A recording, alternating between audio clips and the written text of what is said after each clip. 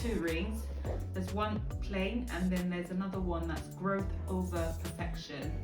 And this is a really nice one because growth over perfection just means that you're constantly growing. You're not worried about being perfect or being rigid.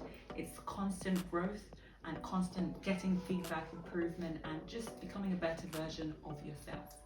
Tell me. Yes, so it makes the look more special, and it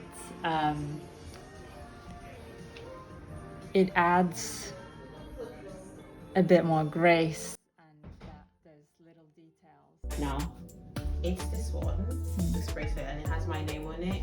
And I just love that it's my name because that always strikes up conversation about the spelling or what it means, and every name has a meaning, so that's really nice that you have it on you as well. What's your name? Ibuku, And what does it mean? blessing. Blessing. Amazing.